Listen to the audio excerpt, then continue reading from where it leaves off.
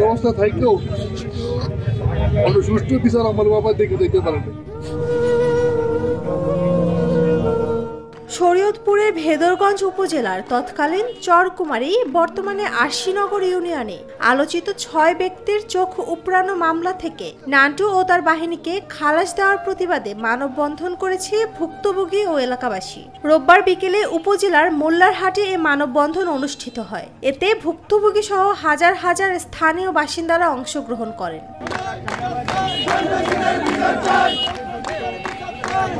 এতে বক্তব্য রাখেন চোখ হারানো শফিকুল ইসলাম স্বপনের ছেলে জামাল উদ্দিন জুলফিকার, মাইনুল ইসলাম অনিম, শরীফ সর্দারের ছেলে জুয়েল সর্দার, মেজবাহ উদ্দিন মাল, জামাল উদ্দিন মাদবর, শাহিন মাদবরের ছেলে জুয়েল মাদবর ও রুবেল মাদবর, যুবদল নেতা আহমদুল রহমান সম্রাট মোল্লা। নান্টু বাহিনী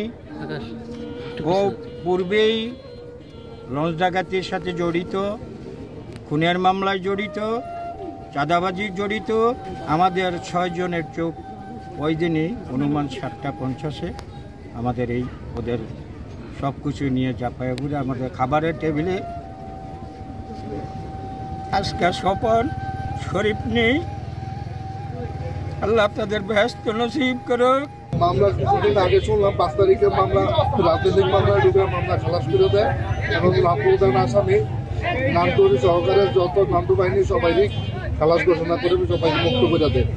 কারণ আমরা মানববন্ধন করছি যাতে মামলাটা পুনর্বিবেচিত হয় এবং এই মামলার দৃষ্টান্তমূলক শাস্তি নান্টু বাহিনীর হয়, এটি আমাদের দাবি এবং প্রত্যাশা।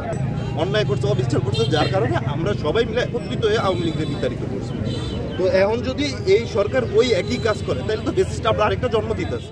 চরকুমারী ইউনিয়ন বিএনপির আহ্বায়ক খোকন মাঝি, সদস্য সচিব জান শরীফ মোল্লা, যুব দলের সভাপতি জাহাঙ্গীর মোল্লা, সাধারণ সম্পাদক আনোয়ার রারি। জানা গেছে ব্রিটিশ বিরোধী ফরায়েজি আন্দোলনে মরহুম হাজী শরীয়তুল্লাহের ঘনিষ্ঠ সহচর এবং চরকুমারী ইউনিয়নের প্রতিষ্ঠাতা চেয়ারম্যান মরহুম হাজী মকবুল হোসেন মোল্লার কনিষ্ঠ পুত্র, তৎকালীন চরাঞ্চলে অন্যায়ের বিরুদ্ধে বলিষ্ঠ কণ্ঠস্বর জনাব মরহুম শফিকুল ইসলাম স্বপন মোল্লা সহ তার ৫ জন সহযোগীকে সালিসির নামে ডেকে খাবার টেবিলে বসিয়ে নৃশংসভাবে চোখ উঠানো মামলার প্রধান আসামি ও চাঁদপুর লঞ্চ ডাকাতি ও খুনের মামলার আসামি সহ অস্ত্র, ভূমিদস্যু, চাঁদাবাজি সহ অসংখ্য মামলার আসামি ও তত্ত্বাবধায়ক সরকারের আমলে ক্রসফায়ার থেকে বেঁচে যাওয়া নান্টু সন্ত্রাসী নান্টু বাহিনীর দ্বারা ১৯৯২ সালের লোমহর্ষকর চোখ উঠানো মামলা থেকে বিতর্কিত রায়ের মাধ্যমে সন্ত্রাসী নান্টু বাহিনীকে খালাস প্রদান করার প্রতিবাদে ও ন্যায় বিচারের স্বার্থে উক্ত মামলার বিতর্কিত রায় বাতিল এবং মামলা পুনরায় পর্যালোচনার দাবিতে এ মানববন্ধন করেছেন ভুক্তভোগী ও এলাকাবাসীরা।